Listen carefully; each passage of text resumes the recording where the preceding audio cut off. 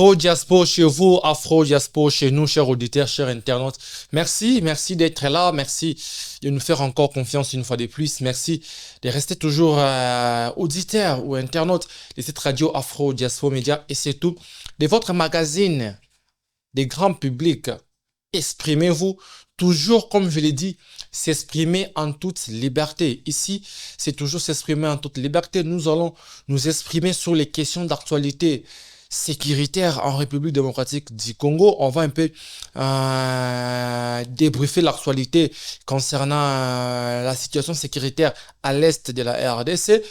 Pour en parler, nous avons un politique, un analyste politique avec qui nous allons un peu essayer de réfléchir sur cette question qui concerne la République démocratique du Congo. Nous sommes aujourd'hui 13 février 2025. Chaque 13 février, c'est une journée internationale de la radio, une journée internationale consacrée à la radio. Nous sommes une radio Afro-Diaspo Média. Sur ce, je profite pour cette occasion, allais-je dire, pour saluer tous mes consoeurs et confrères journalistes de la radio. Tous mes consoeurs et confrères, vous êtes sur Top Congo FM, RTGA, vous êtes sur RTVS 1, vous êtes sur Africa Téléma. Là, je vois M. Manoka. Vous êtes partout. Vous qui travaillez à la radio, même aussi vous, nos auditeurs, vous qui suivez beaucoup plus la radio est toujours là. La radio vous accompagne partout où vous pouvez aller. La radio, c'est vraiment un meilleur ami pour vous, chers auditeurs. Merci une fois de plus de faire confiance à la radio Afro-Diaspo Média. Nous allons, comme je l'ai dit tantôt, parcourir l'actualité sécuritaire en République démocratique du Congo. Et pour en parler, je l'ai présenté, pas encore, mais il est Sylvain Kaninda, analyste politique, affectueusement appelé Honorable Sylvain, que je dis ici bonjour et bienvenue chez Afro-Diaspo Média. Merci Moïse pour votre invitation à ma modeste personne. Je suis très joyeux de me retrouver encore sur ce beau plateau aujourd'hui pour parler à ce qui concerne la situation qui gangrène chaque Congolais, Congolaise, qui nous préoccupe pour le moment. Ça fait un peu très longtemps que je vous ai reçu ici. Nous comprenons un peu vos occupations, mais la situation sécuritaire du pays évolue. Il y a le Rwanda, Paul Kagame, qui travaille avec quelques Congolais, donc on est l'un et les autres, pour s'aimer la terreur, pour occuper les terres à l'est de la République démocratique du Congo. Aujourd'hui, à l'est, la situation n'est pas stable. Il y a que la peur qui règne. Mieux que nos FARDC aussi sont dans des champs de bataille pour reconquérir nos territoires conquis par l'ennemi, par le Rwanda, je cite. Avant d'entrer dans la thématique, qu'est-ce que vous pouvez dire comme un mot en général vu la situation sécuritaire aujourd'hui qui prévaut à l'est du pays, Honorable Sylvain?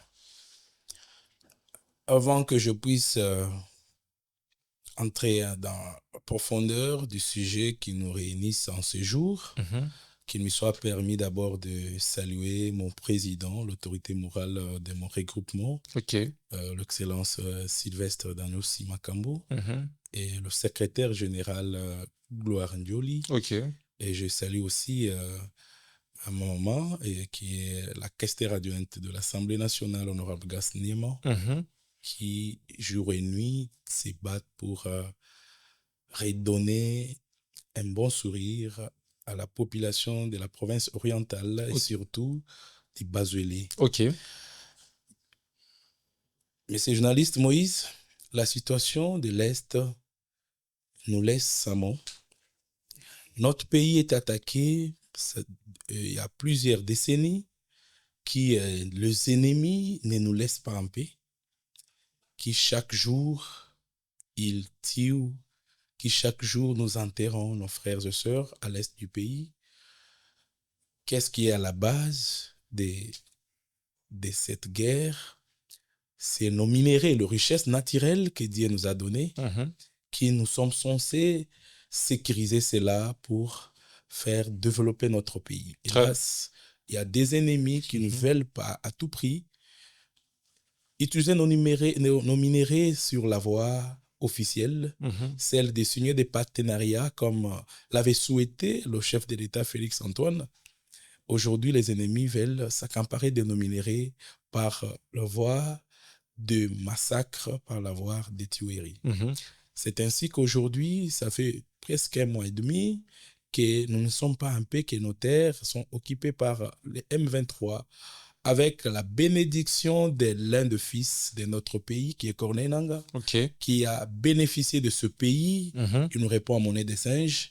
Aujourd'hui, il tient des armes pour faire couler le sang de nos frères et sœurs qui sont à l'est du pays, chose qui nous choque du jour au lendemain. Ok, très bien. On va prendre un peu comment l'évolution de la sécurité en question évolue. Permettez-moi de cette tautologie. Les évêques catholiques aujourd'hui veulent la paix. Les évêques catholiques aujourd'hui, au-delà de tout ce qui s'est dit, veulent la paix. Senko, en coalition avec ECC, l'Église du Christ au Congo, se sont engagés dans des pourparlers internes entre Congolais pour trouver la paix, mettre fin à l'évasion rwandaise, si je peux les citer comme ça. Ils ont été réussis par le président de la République. Ils ont été réussis par Martin Fayulu. Ils ont été réussis aussi par notre frère de l'envol, Dédé Sesanga. Et hier, ils ont été réussis par Corneille Nangaa. Cette démarche, c'est pour trouver la paix. Bien que le président de la République a dit qu'il ne négociera pas avec les M23, il négociera directement avec Paul Kagame, qui est, entre guillemets, les commanditaires. Enfin, il n'est même pas entre guillemets, qui est les commanditaires. Mais les évêques catholiques, après avoir été réussis par les chefs de l'État, par les autres opposants, ils ont été réussis hier par Corneille Nangaa. La population sur les réseaux sociaux a qualifié ça, si je peux citer seulement les mots, de la trahison. Et quelle est votre optique? Est-ce qu'il faut aller dans ce sens pour trouver la paix? Parce qu'il y a nos frères, nos compatriotes à l'Est, à Goma précisément, à Bunagana, qui souffrent avec la gestion des M23 et l'armée rwandaise. Comment jugez-vous d'abord cette approche des prélats catholiques, la Senko et l'ECC pour la quête de la paix, Honorable Sylvain? Monsieur Moïse, l'humanisme du chef de l'État ouvre la voie aux traîtres, aux gens de la mauvaise foi, de se réunir autour d'une table pour écouler davantage notre pays. Le chef de l'État, depuis son accession au pouvoir, il a montré sa bonne foi, il a montré sa volonté de rester avec nos frères, de collaborer avec eux, mais dans le principe de signer des accords gagnant-gagnant, comme le chef l'avait souhaité. Mais hélas, cela n'était pas d'accord. Cela n'avait pas chanté nos ennemis qui veulent à tout prix récupérer, exploiter nos minéraux d'une voie illégale. Aujourd'hui, la démarche amorcée par la Senko, qui nous trouvons qui a à boire et manger, ça ne nous achante pas. C'est la démarche qui va donc nuire davantage notre pays. Après rencontre de la Senko, et c'est avec Corneille Nangaa, premièrement avec le président de la République, qui, la Senko n'avait pas reçu mandat d'amorcer ces dialogues, d'aller consulter les ennemis pour revenir enfin de décider sur la situation de l'Est. Ils sont passés par voir le chef de l'État. Après, ils sont partis voir Martin Fayulu et M. Sesanga. Si vous constatez, lorsqu'ils étaient chez le président de la République, ils étaient nombreux, Ambongo était là, Chol était là et tout le monde. Mais lorsqu'ils sont partis pour voir Martin Fayoulou, ils étaient à 3, donc ça sous-entend déjà qu'il y a ça ne va pas là-dedans. Et puis, leur façon d'amorcer ces démarches-là ne nous inspire pas, messieurs journalistes. Vous pensez que les chefs de l'État n'étaient pas au courant qu'ils iraient voir Nanga? Parce que quand ils sont venus chez les chefs de l'État, normalement, ils ont exposé les cahiers de charges. Okay? Notre projet de consultation, ça va se passer comme ça. Après vous, on verra Martin Fayoulou, on verra Delis Sanga, on verra Corneille Nanga. Pour entre Congolais, s'asseoir. Une vidéo est sortie. Fait, hier, l'abbé Donatien Chole a déclaré, après être reçu par Corneille Nanga, selon les rumeurs de Kinshasa, il a dit « Nous avons tout parlé au chef de l'État et il a loué l'initiative. » Vous ne pensez pas que le fait d'aller chez Nanga, c'était comme si le chef de l'État les a envoyés d'une manière cachée, cacher un peu son image pour aller chercher la paix et la négociation. L'initiative ne dit pas que approuvé. Le chef avait approuvé et les a donné l'accord d'aller voir Corneille Nanga. Mais il pouvait aussi arrêter. On peut se poser la question de savoir, est-ce que le chef de l'État Félix Antoine peut donner son accord à la CENCO d'aller voir quelqu'un qui vient de tuer plus de 3000 Congolais, un Congolais qui se donne l'audace de tenir des armes et tuer nos frères et sœurs, le fait balayer leur sang, le fait balayer aux parents qui ont perdu leurs enfants, aux enfants qui ont perdu leurs parents, de le faire balayer le sang et après accepter que celui-là puisse se réunir autour d'une table et parler de la RDC, mes journalistes. C'est gravissime, cette gravité de la chose, la façon dont la CENCO avait amorcé sa démarche. La question que nous nous posons, mes journalistes, aujourd'hui, Nanga, c'est notre ennemi. Il n'est pas notre frère congolais. La CENCO, il a choisi de nous tuer. Il est allé dans le camp des ennemis.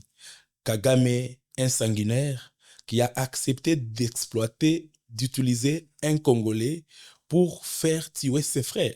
Et Nanga a accepté de se rallier avec un sanguinaire pour tuer nos frères. La question que nous nous posons, en voyant la démarche de la CENCO, il y a interdiction de l'atterrissage à l'aéroport de Goma. Nous posons la question, la CENCO est arrivée comment à Goma pour rencontrer Nanga? À travers les informations qui nous est parvenues, ils sont passés par Kigali. Après Kigali, ils sont allés à Goma. Et ils ont utilisé le moyen de transport. En dehors de la voie aérienne, il y a aussi la voie... Dans 2 jours, je ne crois pas, dans 2 jours, ils ont quitté Kinshasa pour arriver à Goma, messieurs journalistes. Nous connaissons quand même le voie. La Goma, Sud Kivu, ce sont des endroits plus marécagés. Il n'y a pas de route. Mais des vols Kinshasa-Rwanda sont interdits. Mais c'est la question que nous nous posons. Ils sont partis comment? Quel miracle? Ils ont utilisé quel miracle pour arriver? Donc Nanga donne des injections même à l'aéroport de Njili. C'est-à-dire, c'est le travail que nos services doivent nous le dire. Comment la CENCO est arrivée à Goma? Et regardez l'accueil. Nanga, un sanguinaire qui a tué nos frères, il se donne l'audace d'accueillir la CENCO. Et là où il était assis comme un président, et lors de son entrée, je vois les gens que nous appelons les évêques, l'église au milieu du village. Ils se tiennent debout avec beaucoup de respect. Ce n'est pas ça aussi les milieux du village. Pour accueillir, non, ça ce n'est pas le milieu du village. Ils sont tentés de nous berner dans de bêtises. À la recherche de la paix. On ne peut pas appeler ça l'église au milieu du village. Voilà combien ils ont accueilli Corneille Nanga. Et vous, si vous regardez, Corneille Nanga était propre, il est allé au salon, il s'est même rasé. Il s'est rasé, c'est-à-dire, il y a à boire et à manger là-dessus. Après leur dialogue, en sortant de la salle, on devrait voir quand même nos évêques montrer quand même leur atmosphère de mécontentement. Mais nous les voyons en train d'hérir. C'est-à-dire qu'ils se moquent de nos frères qui ont perdu. Ce n'est pas aussi les résolutions qui ont été prises sur place les a aussi satisfaites. Quelles sont les résolutions que Nanga et la Senghor devraient nous donner? L'abbé Cholé, à la fin de cette réunion, a dit ce qui s'est passé là-dedans, les pourparlers ont été avantageux pour la paix. Mais c'est les journalistes. Est-ce que nous avons un problème avec Corneille Nangaa? La question que la Senghor devrait poser à Corneille Nangaa est de savoir, est-ce que vous avez des problèmes personnels, des problèmes collégiaux avec la population congolaise? Si Corneille Nangaa a des problèmes directs avec le chef de l'État, ils doivent se régulariser entre eux et ne pas tenir des armes pour tuer la population qui ne connaissent absolument rien de ce qui se passe, messieurs les journalistes. C'est rarissime de voir dans un pays développé, dans un pays démocratique comme le nôtre, voire catholique. Est-ce que vous avez déjà vu les évêques de Congo-Brazza, les évêques de l'Angola, d'autres pays africains, que ce soit les pays européens, faire ce que la Senghor déchaînée est en train de faire? Sous-entendu, c'est-à-dire, bon, ce qui reste seulement est qu'on puisse leur nommer des ministres, qu'on puisse leur nommer des députés qui puissent siéger ensemble. L'église au milieu du village à la recherche de la paix. L'église au milieu du village à la recherche de la paix. Les dialogues devraient s'effectuer ici. Nangaa est allé à l'Est. On ne connaît pas le pourquoi Nangaa a tenu ses armes. Mais tuer nos frères. C'est ça même le but. Ils étaient partis chez Nangaa pour savoir c'est pourquoi. Comment aller trouver des résolutions avec la personne que nous avons déjà condamnée à mort, la personne que nous avons déjà lancé le mandat d'amener international. Mais qui occupe nos territoires. Qui occupe notre territoire. Ouais. Comment on doit aller encore négocier avec? Moi, je trouve que, messieurs les journalistes, la situation là est en train d'apprêter d'autres tournures.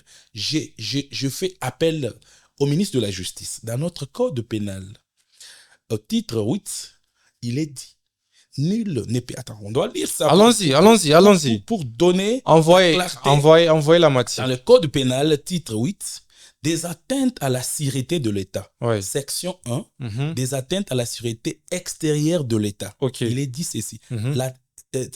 C'est la trahison, espionnage.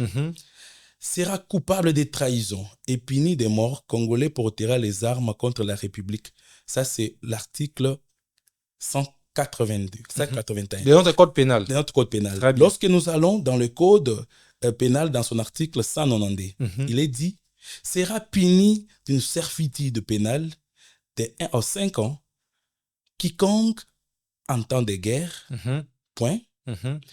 entretiendra sans autorisation du gouvernement une correspondance ou des relations avec le sujet ou les agents d'une puissance ennemie, fera directement ou par intermédiaire des actes de commerce avec le sujet ou les agents d'une puissance ennemie au mépris des prohibitions édictées.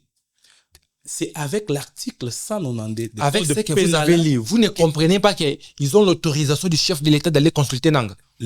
L'article 192 parle ainsi. Alors, nous demandons au ministre de la Justice, très bien, si réellement, la Senghor avait l'autorisation du gouvernement, c'est-à-dire ce qu'ils sont en train de faire, on va l'applaudir. Mais s'ils n'ont pas, dans les problèmes, ce n'est pas au niveau de ce qu'ils ont fait, mais au niveau de l'autorisation. C'est ça les problèmes. La procédure amorcée n'est pas commode, n'est pas bonne. Ça ne va pas nous aider à des résultats escomptés que la population congolaise attend. Vous ne croyez pas que ces pourparlers peuvent aussi apporter la paix? On ne croit pas. Parmi les résolutions avec Nangaa, ils ont trouvé... On devrait voir l'obtention de la paix par rapport aux procédures. Mais le procédure est biaisé. Si réellement, ils n'ont pas reçu mandat, que ce soit le chef de l'État ou du gouvernement, c'est-à-dire c'est au ministre de la Justice. Dès que l'équipe de Senghor arrive ici, il faut les arrêter. Et s'ils ont reçu mandat? S'ils ont reçu mandat, là, d'accord, il faut que le gouvernement puisse nous le dire. Parce que j'ai entendu le ministre de la Communication, Patrick Mouyaya, qui a nié, qui a parlé si haut pour dire qu'ils n'ont pas reçu mandat. Et Cholé a répliqué en disant que le chef de l'État avait donné son aval. Si le mandat doit être écrit, c'est verbal, qu'il nous le prouve. Mais c'est dans ce pays ici. Vous savez, l'humanisme du chef de l'État et sa volonté, son amour envers ce pays ouvre la voie à plusieurs personnes de faire de bavure. Nous avons vu dans notre pays ici, Joseph Kabila, ancien président, tabasser l'évêque, tabasser le prêtre. Nous avons vu les catholiques être sagagés par... Il y a des rumeurs. Il y a des rumeurs. Il y a aucune vidéo qui est sortie montrant Kabila en train de tabasser un prêtre catholique. Pas de rumeurs, nous l'avons vu. Rossi Mukendi a été tué à la paroisse à Lemba. Après avoir tué Rossi Mukendi, ils ont sagagé jusqu'à renverser même la communion. L'hostie qu'ils utilisent, qu'ils mangent comme corps du Christ. Nous l'avons vu dans ces pays. C'est ce que nous demandons au chef de l'État dans la période de guerre que nous avons ici, qu'il puisse se débarrasser d'abord de l'hospitalité. Il puisse ajouter quand même la dose de la dictature. Parce que nous constatons que lorsqu'il écoute tout le monde, lorsqu'il pense que c'est mon frère, est-ce qu'il écoute derrière tout le monde? Nous sommes en train d'aller outre. Cher Sylvain, est-ce que vous pensez qu'il écoute tout le monde? Le chef de l'État, lorsqu'il est arrivé au pouvoir, il a démystifié la fonction président de la République. Vous savez, quand vous voyez Félix, c'est un humain. C'est un humain qui, tous nous connaissons ce parent, et il a cette hospitalité-là qu'il a acquis de ses parents. Voilà qu'aujourd'hui, il n'a pas envie de tuer, il n'a pas envie de toucher le sang. Mais refuser de toucher le sang n'est pas synonyme d'avoir un peu la dose de la dictature. Il doit punir. Le chef de l'État doit punir, il doit avoir des sanctions. Très bien. Il doit commencer d'abord par les abbés Chol et les autres. Ils doivent subir vraiment des rigueurs de la loi. La rigueur doit prendre place. Ils doivent être sanctionnés si réellement ils n'ont pas reçu mandat d'aller rencontrer Corneille Nangaa. S'ils n'ont pas reçu mandat, ça c'est une haute trahison. Parce que sur la table, il y avait M23 à côté, AFC, et ça ne fait pas la joie de voir nos évêques, de voir nos prêtres être en face de gens qui viennent de tuer plus de 3000 de nos frères et rester comme ça en train de rigoler. Ça ne fait pas la joie. Mais les présidents travaillent avec pas mal de rebelles, entre guillemets, des anciens rebelles. Ça change quoi? Avec Bemba aussi qui a un passé sombreux. Ça change quoi? Avec d'autres qui travaillent avec lui. La situation de Jean-Pierre Bemba, personne ne peut nous prouver, ne peut nous donner de preuves pour voir que très bien. On évolue. Vous les voyez en train de mobiliser. On évolue. Il s'est donné corps et âme. On évolue. Là, même son secteur des transports. L'un de ces 4 matins, le gouvernement Kinshasa, Félix Tshisekedi, le président de la République, avec ses pourparlers, il arrive de se mettre d'accord avec Nangaa, de trouver des résolutions, et Nangaa est promu premier ministre dans ce pays. Quel sera votre discours? Ça sera une autre trahison, et nous, la population, on va se prendre en charge, surtout la jeunesse. Contre qui? Contre le chef de l'État qui a pris ces décisions. Très bien, merci beaucoup. Parce que le pays nous appartient, nous, la jeunesse, nous sommes censés écouter, censés suivre de près à la loupe tout ce qui s'est fait, parce que si aujourd'hui les décisions sont prises pour faire plaire, pour satisfaire levier, au nom de la paix, on ne peut pas tout faire. En tout cas, ça c'est craché sur notre mémoire de nos héros, des sphinx de l'humanité. Et si le chef de l'État arrive à prendre ces décisions pour que nous voyions Corneille Nangaa dans ces pays, premier ministre, en tout cas, ce serait les tours de la jeunesse qui vont répliquer contre le pouvoir. Et comment est-ce que vous pensez qu'il y aura retour de la paix à l'Est? La paix à l'Est, nous aurons la paix. Comment? Nous aurons la paix par la voie que le chef a empruntée. Vous savez... Il ne veut pas dialoguer. Si le chef... Cher Sylvain, s'il vous plaît. Le chef de l'État n'a jamais rejeté le dialogue. Je vous relance. Le chef de l'État a demandé à ce que les dialogues soient faits entre Kagame et Félix et non avec le M23. Je vous relance. Nous voulons la paix à l'est du pays. La population souffre, c'est réel. Peut-être nous sommes ici à Kinshasa, à la radio Afro Diaspora Média, très bien climatisé, très bien avec une fraîcheur extraordinaire. Mais à l'est, les gens souffrent. Les gens sont fouettés par Corneille Nangaa, par les hommes de Corneille Nangaa, enfin les Rwandais, c'est cette milice rwandaise, si je peux le dire comme ça. Les gens souffrent. Même au Kivu, il y a aussi d'autres qui souffrent. Il faut les retours de la paix. La voie de la guerre, il a dit qu'il ne veut pas la guerre. Il veut la diplomatie. La diplomatie n'est pas rien. Il y a eu le premier conseil de sécurité des Nations Unies, deuxième conseil de sécurité des Nations Unies avec la ministre des Affaires étrangères, Thérèse Wagner, que j'ai salué la bravoure. Il y a eu les sommets conjoints EAC-SADC qui ont obligé au Rwanda un cessez-le-feu. Jusqu'à aujourd'hui, ça n'est pas rien. Le ministre de la Communication et Médias, Patrick Muyaya, a porté plainte les Rwanda à la Commission des droits de l'homme. Jusqu'à aujourd'hui, ça n'est pas rien. Ici au Congo, voire même les gouvernements, voire même les présidents de la République, nous crions que la communauté internationale est derrière le Rwanda. Nous savons que le Rwanda est soutenu par la communauté internationale. Et la diplomatie que le président de la République cherche, c'est d'aller vers la communauté, cette même communauté internationale, plaider les sanctions. Nous savons que cette communauté soutient Kagame. Pourquoi nous voulons aller chez cette même communauté internationale pour demander des sanctions contre Kagame? Ce qui ne marche pas. Les dialogues, il ne veut pas. Vous pensez qu'il y aura la paix? Oui, nous ne voulons pas. Mais il y aura la paix comment? Par quelle voie? Cher Sylvain. Mais ces journalistes, je suis des rares, des jeunes qui réfléchissent pour voir que la paix ne proviendra plus de la communauté internationale ni africaine. À mon humble avis, la paix proviendra que de nous-mêmes, le Fils maison. Comment? C'est une liste. Vous savez combien de rencontres, combien de réunions, combien de conférences le chef de l'État a eu à participer pour la situation de guerre. Est-ce que nous comprenons que la situation de l'Est tourne autour de nos richesses? Le pays que nous mettons, que nous donnons notre espoir, soi-disant que la paix proviendra d'eux. Est-ce que vous savez que le pays-là a besoin aussi de nos minéraux? Vous savez que dans leur pays, ils ont besoin aussi de nous exploiter. Nous sommes un jardin pour plusieurs pays européens et africains, où chacun pense à venir se ressourcer de ce que nous avons comme richesse. Mais ce que nous trouvons très, très compliqué, c'est de voir que nous-mêmes les Congolais, nous n'avons pas compris qu'il est temps que notre conscience puisse fonctionner. Il est temps de se réunir, il est temps de se mettre autour d'une table, nous Congolais, sans intermédiaire de qui que ce soit. Mais c'est ce qui s'est fait avec la CENCO et puisse comprendre qu'il faut mettre deux mesures des mesures avec beaucoup de détermination qui doivent faire à ce que les ennemis ne puissent pas pénétrer, ne puissent pas entrer dans notre pays. Ce n'est pas ce que fait nos Congolais. Ce n'est pas ce que fait la démarche de l'ECC et CENCO.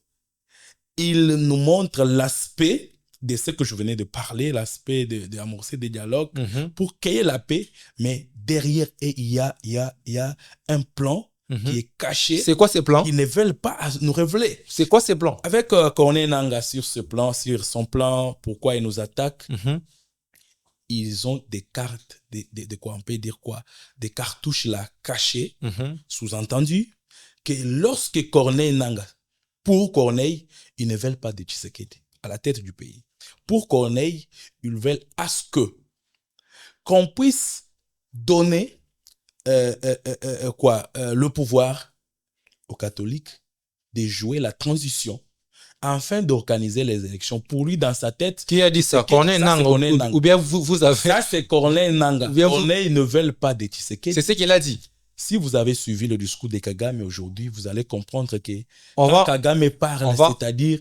Si Nangaa parle, c'est Kagame qui parle. C'est-à-dire ils marchent ensemble dans leur démarche. C'est-à-dire pour Nangaa, Tshisekedi n'était pas le gagnant des élections, mais c'est lui-même dans sa bouche qui avait publié pour dire que le meilleur, le gagnant, c'est Félix Antoine. Très bien, donc, Sylvain. Si nous suivons le procédure de la CENCO ECC, en tout cas, nous allons nous berner dans beaucoup de bêtises. Il faut déjà interrompre, il faut déjà éteindre le fait lorsqu'il est encore au début, parce que lorsque ça va s'éclater, nous n'aurons pas le temps de le perdre. Vous voyez l'hypocrisie, messieurs journalistes, je vais vous laisser de parler.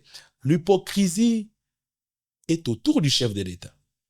C'est avec des hypocrites pareils que nous n'allons pas réussir totalement. On va prendre beaucoup de temps pour parler de son entourage aussi. Terminons d'abord ces chapitres de Corneille Nangaa et CCS Senko. Jusque-là, vous n'avez pas répondu comment il y aura la paix à l'Est. Vous condamnez Corneille Nangaa, vous condamnez. Mais j'aimerais que nous passions rapidement. Et je vous propose trois réponses, 3 questions. Vous répondez par oui ou non, on passe directement à autre chose. Pour que la paix revienne en Est, est-ce que vous êtes pour la diplomatie, genre la communauté internationale et tout? Vous êtes pour les dialogues entre Congolais, ce qui fait ECC et Senko, ou vous êtes pour la guerre? Choisissez un et nous passons. En tout cas, ça demande à ce que je puisse donner des réponses avec appui. Apparemment, c'était qui ronge tous les trois. C'était qui ronge les pouvoirs en place. Ils ne savent pas quoi faire. Tous les trois parlent d'eux-mêmes. Donc, guerre donc il n'y aura pas la paix.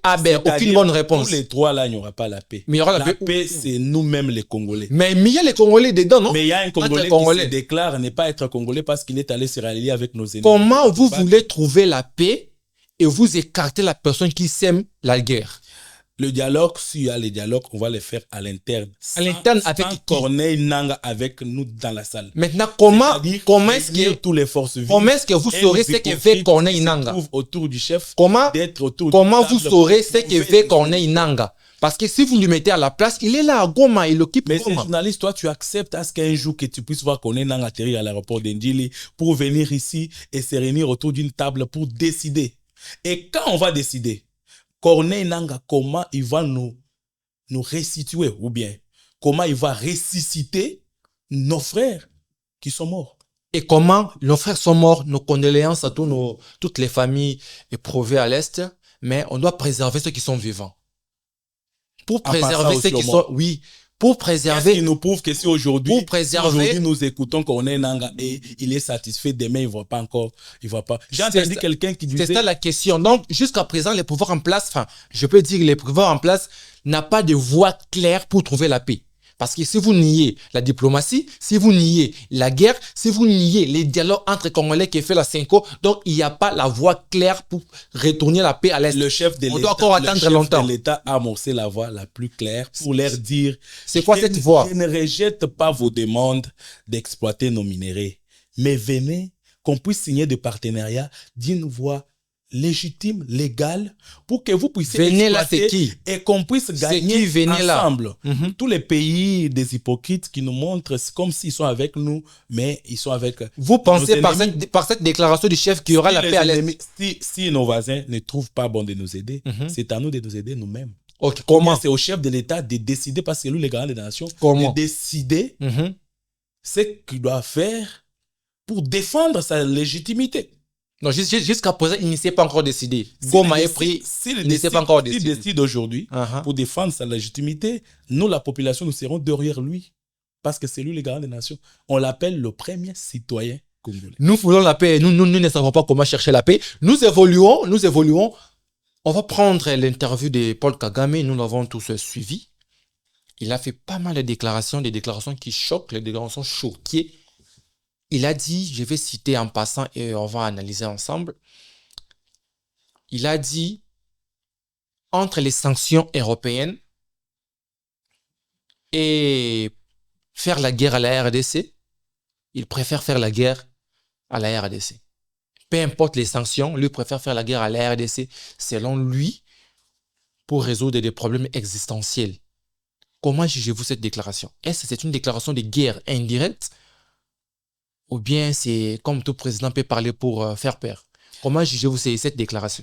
C'est le sang... Il défie même cette communauté internationale. C'est le sang des Congolais qui est en train de bouger dans sa tête. Moi, je ne trouve pas qu'un homme normal, avec tous les sens qui fonctionnent, peut réfléchir de la manière. D'ailleurs, dans sa réflexion de faire la guerre à l'Est et de faire la guerre à la RDC, mais qui se prépare de nous faire la guerre. Lui a des armes, il s'est dit puissant, soutenu par plusieurs pays. Qu'il puisse nous les faire. Mais c'est le jour même. Il a conquis pas mal de territoires. C'est le jour même que nous allons annexer Rwanda à la RDC. Donc nous attendons, cher Sylvain. Aujourd'hui, Kagame. Goma te suit. Si aujourd'hui, Goma me suit. Goma te suit. Si aujourd'hui, Kagame se déclare fort puissant, c'est parce qu'il a la bénédiction de nos frères. Il a la bénédiction de nos généraux. Il a la bénédiction des ennemis de la RDC. Pour que nous puissions annexer Kagame, comme vous l'avez dit. La guerre et faire la guerre, c'est des choses différentes. Il peut déclarer pour se faire, non? Mais il ne déclare pas, mais il le fait déjà. Pour faire la guerre à la RDC. Kagame, il sait quand même que la RDC, s'il décide aujourd'hui, Kagame ne va pas. Ce n'est pas longtemps qu'il a appelé là-bas pour dire qu'il a vu nos militaires accéder à son territoire, il a vu nos avions flotter l'espace aérien. Donc, cher Sylvain, s'il cherche, le Rwanda a eu que 5 morts. Il est allé. Nous avons eu plus de 3000 morts. Nous sommes dans un pays où les Congolais ont même fait l'apologie des ennemis. C'est le gouvernement, s'il vous plaît, c'est le gouvernement qui a confirmé 5 morts et le gouvernement rwandais a confirmé 5 morts et nous 3000 morts. Kagame, il y a presque une semaine où il a enterré les Rwandais. Ce n'était pas 5, c'était beaucoup. Nous parlons de l'officiel. Le Rwanda sur son armée numérique, il n'a pas voulu publier le nombre de morts. Moi, je parle du ministère rwandais où tout le monde publie. Des Affaires étrangères, ils ont confirmé, ils ont perdu 5 morts. Nous aussi, notre porte-parole du gouvernement a confirmé que nous avons perdu plus de 3000 morts. Ta conscience là. Peu importe. Aujourd'hui, Rwanda, Kagame est sur le sol congolais. Il occupe pas mal de territoires. Mais vous venez de dire ici, pour que nous annexons Rwanda, pour que nous attaquions Rwanda, il faut qu'il déclare officiellement la guerre. La guerre, l'occupation des Goma et Sud Kivu n'est pas officielle. Ce n'est pas la guerre officielle.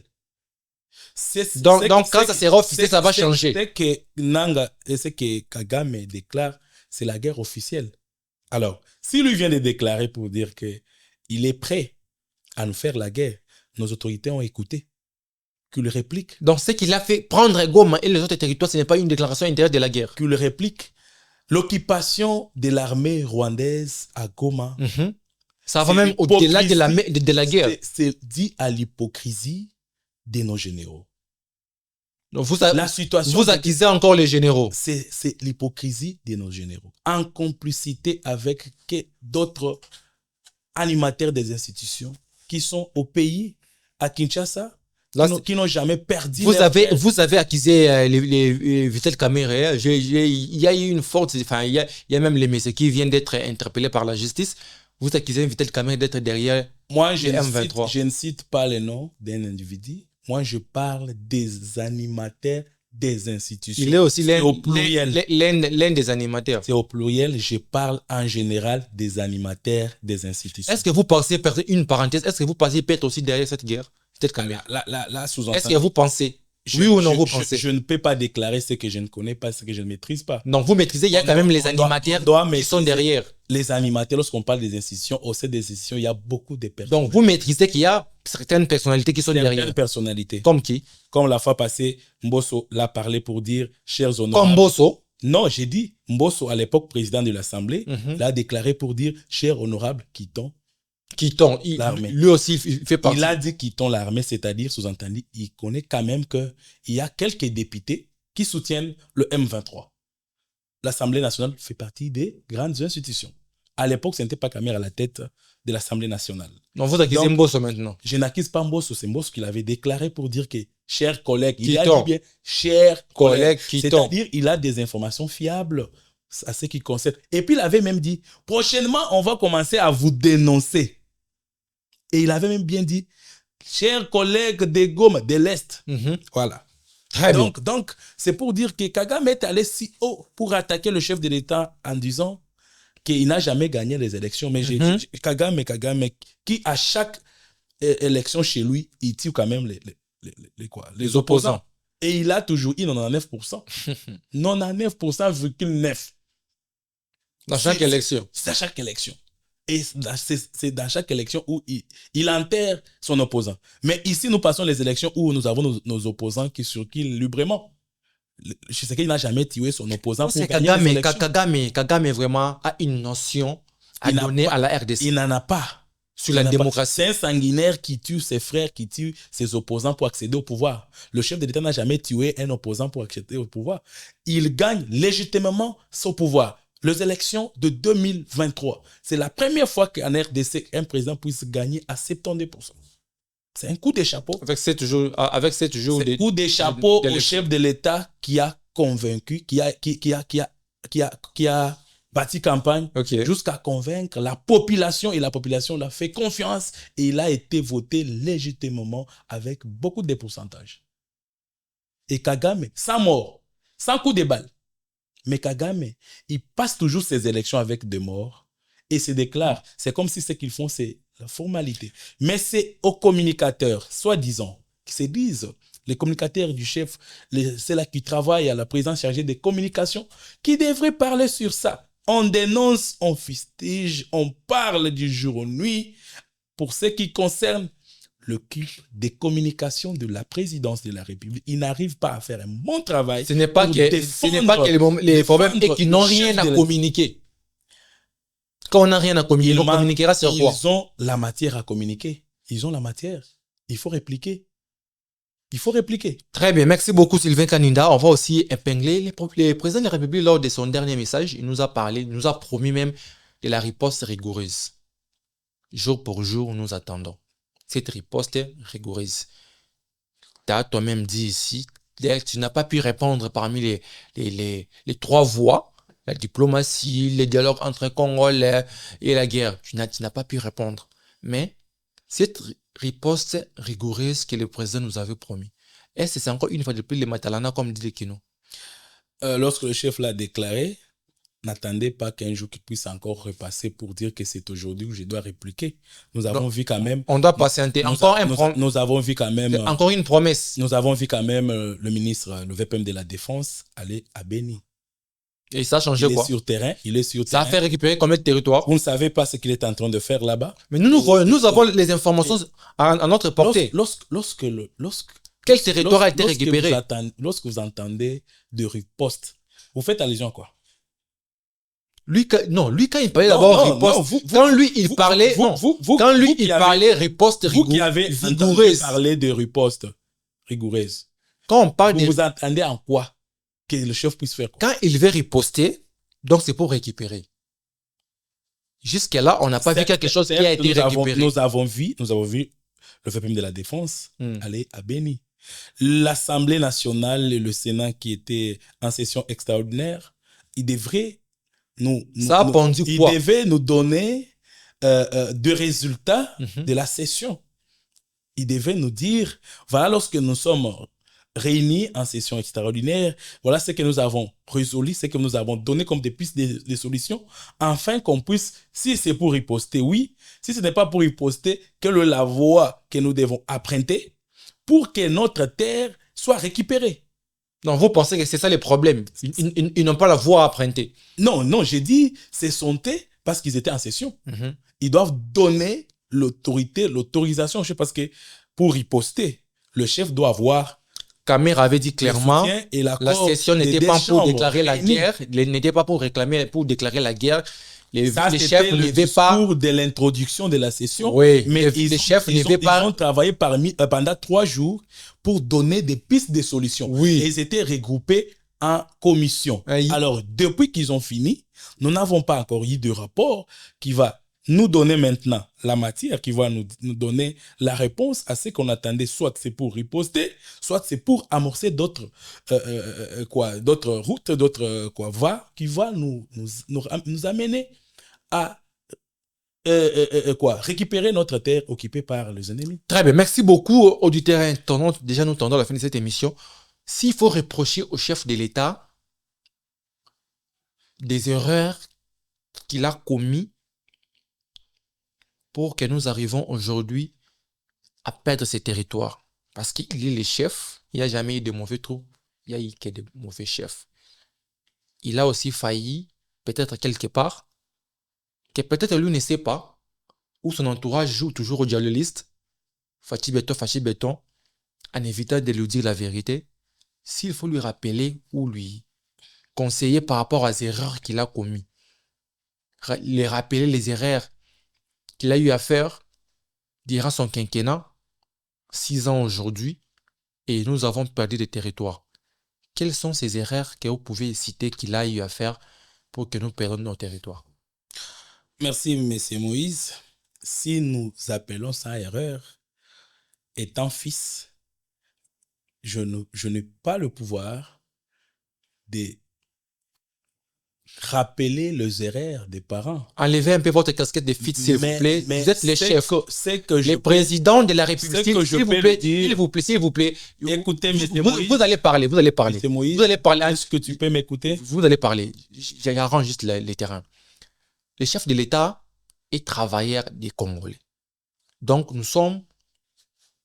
c'est nous qui avons engagé M. Félix Tshisekedi à ce poste de chef de l'État pour travailler pour nous. Donc, vous parlez tant que boss et lui étant que ton serviteur. Parce que c'est vous qui l'avez donné mandat.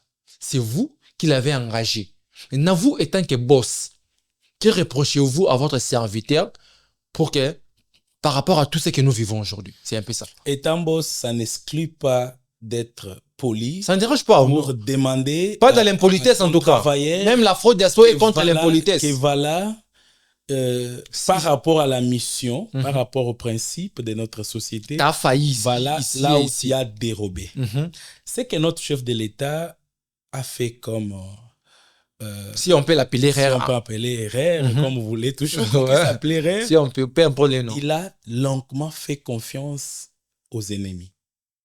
Qui les ennemis? Il a longuement fait confiance aux gens qui n'ont pas bien maîtrisé, qui ne veulent pas mettre en application ce qu'il a comme vision. Par exemple, dans la période où nous sommes, où nous disons qu'on est, si on dit on est en deuil, bon, on est attaqué, on devrait voir la classe politique, le parti qui a fait naître Félix Antoine comme IDPS, être mouvementé au four et au moulin.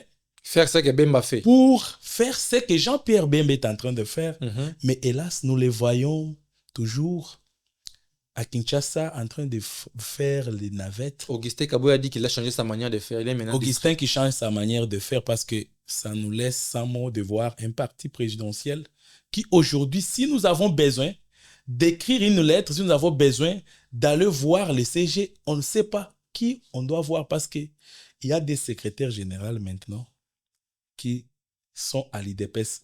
Les autres parlent de Théo Bizoubou, les autres parlent mais c'est Augustin Kabouya qui signe les documents officiels. Donc, nous voyons aussi des hauts signés officiellement les documents. Je ne sais pas qui a la légitimité du parti.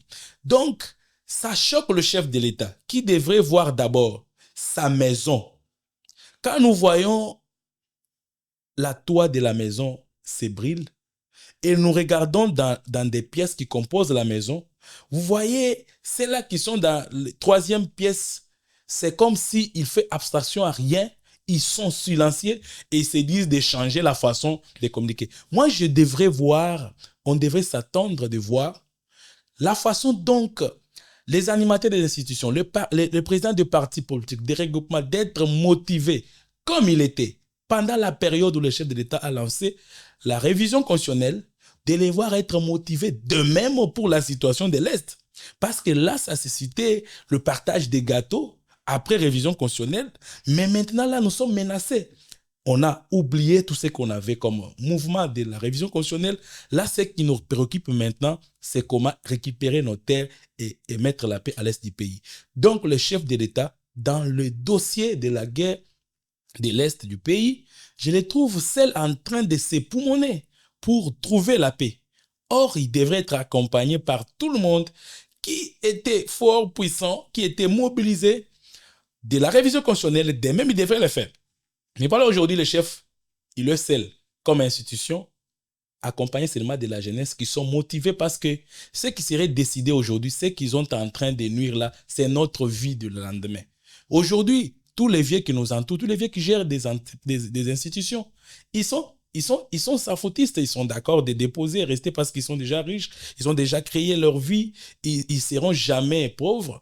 Mais c'est à nous maintenant, la jeunesse, de se réveiller, de prendre conscience pour comprendre que la situation nous préoccupe. C'est nous qui devons être au four et moulin pour réveiller les dormants, les autorités en panne d'inspiration qui voient que l'avenir de leurs enfants est leur avenir, qui ne voient pas l'avenir de notre pays.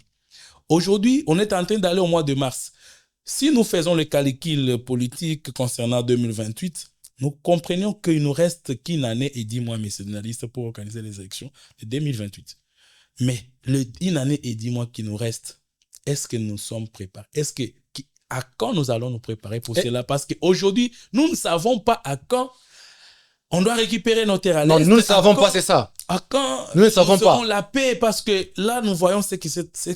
Parce que vous refusez la guerre, parce que vous refusez les négociations, parce que vous refusez la diplomatie. La volonté du chef de l'État n'est pas de toucher le sang. Ils veulent à tout prix à ce que la guerre soit finie. De quelle manière? Par des prières. Sa volonté libre. Non, sa volonté va finir la guerre. Relations diplomatiques. Quelle diplomatique? Nous sommes tous contre la communauté. Ça va aboutir comment? Ils peuvent aboutir à des résolutions. Quelle résolution? Ce qui est à la base de la guerre, c'est nos minéraux. C'est au chef de l'État de trouver bon, de partager avec.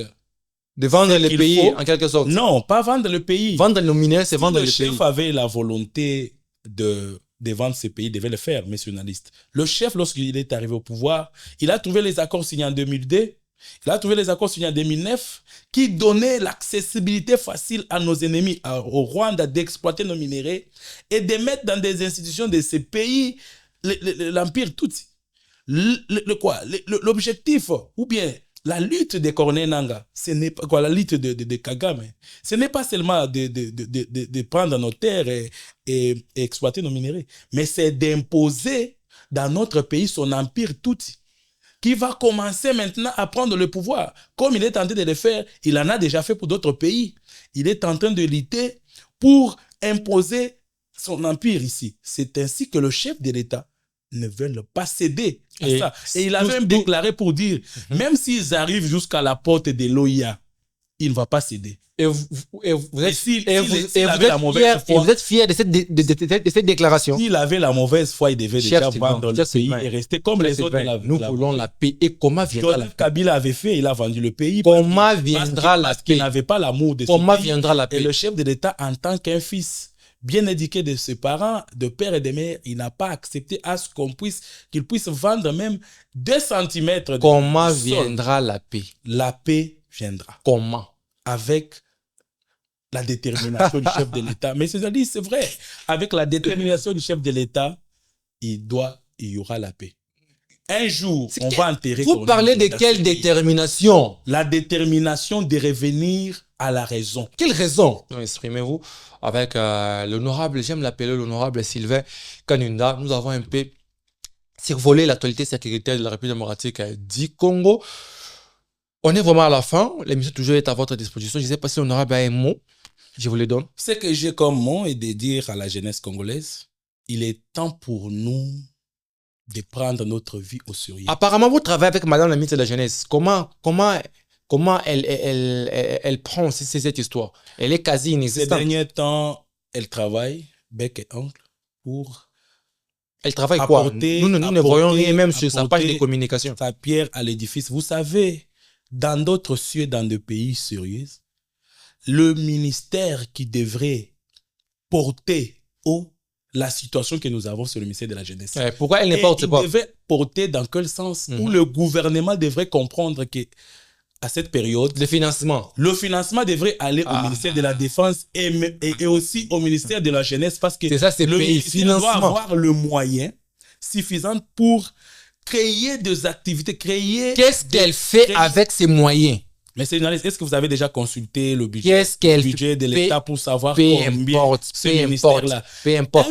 Si elle est incapable, elle doit démissionner. Un ministère qui gère au plus de 72% de la population congolaise, et il a de maigres moyens, et vous attendez à des résultats escomptés. Et si elle se sent incapable avec ces moyens qu'elle démissionne? Ce n'est pas l'incapacité, mes journalistes. Si on te donne 1000 francs et on te demande de satisfaire 1000 personnes, qu'est-ce que tu vas faire? Je dirais que c'est insuffisant, je quitte. Est-ce que pour dire que c'est insuffisant, il faut passer aux médias, dire que voilà la population... Non. Moi, le ministre de la Jeunesse, le moyen qu'on a disposé... L'effet de démissionner, ça prouve à ce que non, on m'a pas mis dans de bonnes conditions pour travailler. On peut prendre, si elle est toujours là, donc elle est d'accord. On peut prendre le 1000 francs, en créer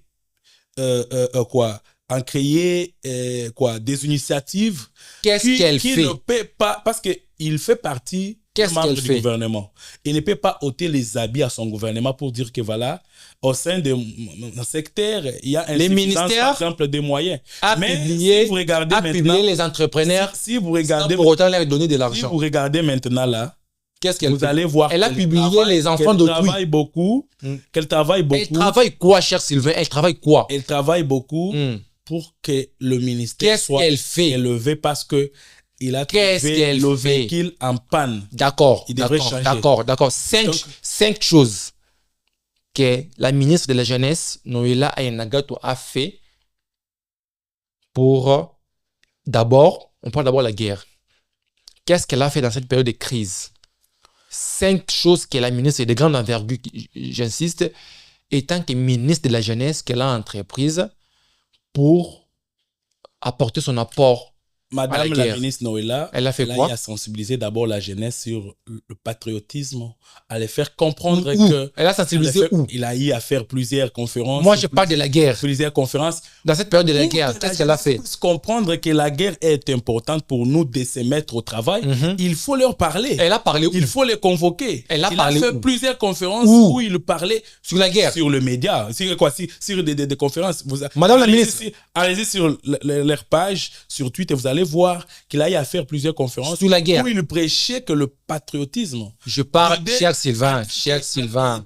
Dédé, Noéla comme patriote, elle a eu à donner son sang pour contribuer d'abord.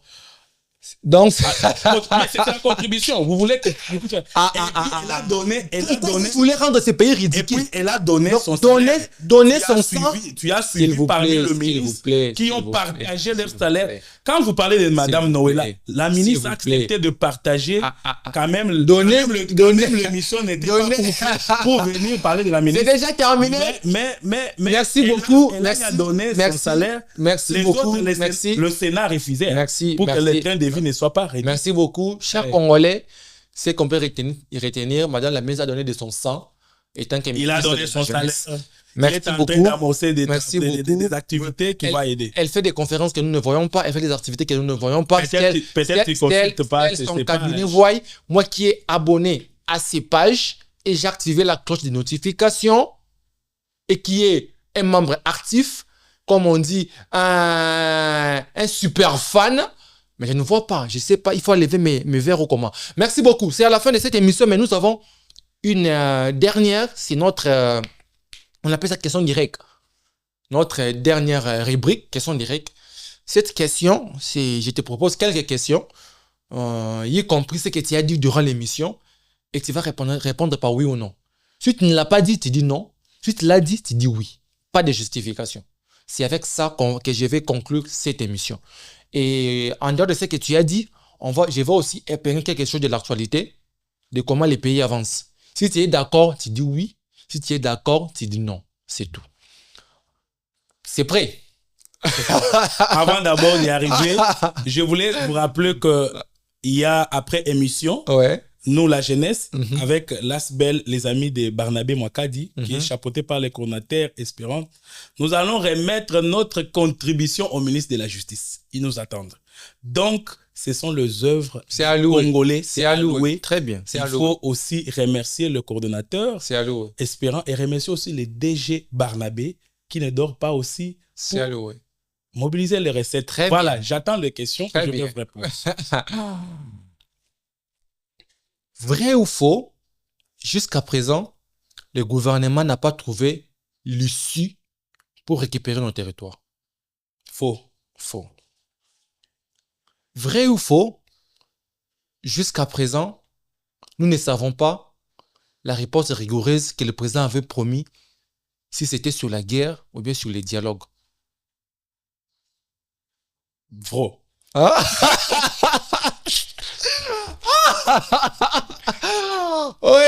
auditeur internaute, il va répondre. Il nous dit bro.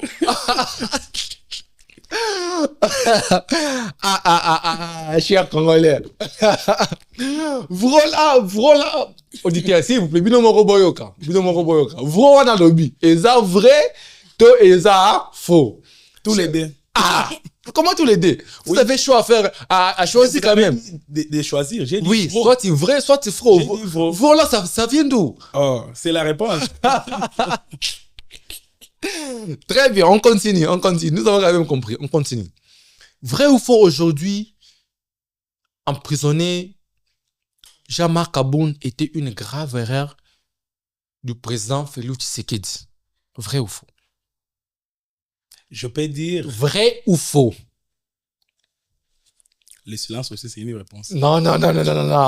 Facilite-nous la tâche. Le silence, c'est une réponse. Vrai ou faux? Mais il vrai devrait ou être faux? Important au moment où nous sommes. S'il vous plaît. Parce que son absence, vous avez 55 minutes pour expliquer. Et vous avez expliqué. Facilitez-moi la tâche et les auditeurs. Vrai ou faux? C'était une grave erreur. Très bien, vrai. On continue. Vrai ou faux, aujourd'hui, Vital Kamerhe n'est pas clair à ce qui concerne l'agression rwandaise, la guerre à l'est de la RDC. Vrai. Vrai, c'est quoi? Vrai ou faux, il n'est pas clair? Tous les deux. Il faut une réponse quand même, cher Sylvain, c'est ça? Il va avoir au moins les idées, dire faux. Non, au moins, il est quand même une institution. Cette rubrique vous donne la possibilité d'affirmer ou de ne pas affirmer. Pourquoi vous parlez toujours de Vital Kamerhe au moment où à l'Assemblée nationale, il y a le professeur Chiluba qui est vice-président de l'Assemblée. L'émission est déjà finie. Je n'ai pas braqué sur vous un pistolet pour vous dire dites vrai ou dites faux. Parlez quand même, au lieu de dire Vital Kamerhe, parlez quand même du bureau de l'Assemblée nationale. Non, c'est ma question. À vous les réponses. Vous avez le droit de dire oui ou non, vrai ou faux. Vrai ou faux, il est clair ou pas? Faux. Vrai ou faux, aujourd'hui, nous n'avons pas l'armée pour déclarer la guerre à l'est de la RDC. Vrai. Vrai, très bien. Vrai ou faux, aujourd'hui, si le Rwanda déclare la guerre contre nous, on va échouer. Faux. Pardon? Faux. Faux, très bien. Vrai ou faux, aujourd'hui, Paul Kagame a, je peux dire, a des problèmes personnels avec les chefs de l'État que nous ne pouvons pas savoir. Ouais. Vrai. Vrai ou faux, aujourd'hui, les chefs de l'État travaillent aussi avec des anciens rebelles, entre guillemets, Jean-Pierre Bemba. Dire des anciens rebelles sans citer les noms, vrai. Dire avec citer Jean-Pierre Bemba, faux. Ok, j'ai réformé cette question, j'ai réformé ça. Vrai ou faux, les chefs de l'État travaillent avec des anciens rebelles. Vrai. Vrai ou faux, si Nanga quitte la rébellion, sera ancien rebelle. Il sera tué. Vrai ou faux, s'il les quitte, il sera ancien rebelle. Il ne sera jamais ancien rebelle, il sera tué. S'il vous plaît. Avant qu'il quitte d'abord. S'il vous plaît. Vrai ou faux, Nanga est rebelle. Vrai. Vrai ou faux, il peut travailler avec le président comme il travaille avec d'autres anciens rebelles. Faux et archi faux. La dernière question. Vrai ou faux, la paix de la RDC ne proviendra ni de la communauté internationale, ni de la diplomatie entre guillemets agissante du chef de l'État, ni des dialogues entre Congolais, mais de la guerre. Faux. Très bien. Auditeurs et internautes, merci beaucoup. Merci à l'honorable Sylvain Kanina pour votre présence. Merci à toutes et à tous. Merci à l'excellence Sylvestre Dangossi. Merci à l'honorable Grace Neema pour vos soutiens. Merci aussi à l'autorité morale de cette Afro-Diaspora Média, Major Mogisho. Merci à Rissel qui nous a assuré à la technique. Merci à Justin Fernando qui nous a accompagnés avec la vidéo. Joyeux anniversaire aujourd'hui au journaliste de la radio Afro-Diaspora Média, Francis Kanza. l'animateur de l'émission Afro Gospel et top influenceur, Francis Kanza. Au nom de la direction des informations de cette radio Afro Diaspora Média, je te souhaite joyeux anniversaire, que le Seigneur ne cesse de te bénir. Joyeux anniversaire, Francis Kanza. Merci beaucoup, chers auditeurs, chers internautes. Restez toujours là, on va encore parler ici. Nous avons une deuxième émission qui va suivre tout à l'heure ici. Restez branchés à la radio Afro Diaspora Média. Abonnez-vous, partagez les liens. C'est ça notre force. Ce que nous pouvons vous demander, c'est de partager les liens, de partager, de vous abonner. Et quand vous regardez, une petite pouce bleue. Et pour terminer, je dirais, ayons toujours cette attitude de guerre. Nous sommes agressés, nous sommes menacés. Et cette guerre n'est pas une guerre du président de la République, Félix Antoine Tshisekedi Tshilombo. Personnellement, je n'ai peut-être pas été d'accord à beaucoup de choses qu'il a eu à faire, mais la guerre est la guerre de la République. La guerre n'est pas de Martin Fayoulou, ni de la Senko ou de l'ECC, ni de Moïse Katumbi, encore moins de Delis Sanga. La guerre est de la République. S'il vous plaît, si vous connaîtrez un Congolais qui travaille avec le Rwanda, dénoncez. Moi, je dis aujourd'hui, si nous ne dénonçons pas et que les Congolais travaillent avec Kagame, il nous sera difficile de résoudre ces problèmes de la paix, ces problèmes de la guerre. On peut résoudre ça aujourd'hui, mais demain, ça va refaire surface. Congolais et Congolaises, comme dit chez les branhamistes, les branhams se battent toujours derrière la maison. Si nous devons nous battre, battons-nous à l'interne. Si nous devons nous insulter, insultez-nous à l'interne. Mais quand nous sommes agressés face à l'extérieur, tenons nos mains dans la main et combattons ces mal qui peut venir nous ruiner à l'intérieur. Dans une famille, on peut se battre entre nous dans la famille, entre frères, c'est normal. On peut s'insulter, c'est normal. Mais quand c'est un voisin qui quitte son domicile pour venir frapper l'un de nos frères, même si notre frère est impoli, on met son importance de côté, on cogne. C'est ça que nous devons avoir comme état d'esprit. Je sais que le président de la République n'aimait pas tout le monde, d'accord, je le sais très bien. Il a des erreurs, je le sais très bien. Mais ce que nous devons faire aujourd'hui, c'est d'être derrière la République. J'interpelle nos frères de la diaspora. Je vois Perrault Louara. J'interpelle nos frères journalistes. Je vois Stanis Boudjakera. Je vois Steve Wemby. Travaillons pour la République. Que la République démocratique du Congo gagne cette guerre. Que les dieux tout-puissants bénissent, qu'ils bénissent la République démocratique du Congo, qu'ils bénissent le peuple congolais, qu'ils bénissent le président de la République. Je vous remercie. Exprimez-vous ici, tout le monde est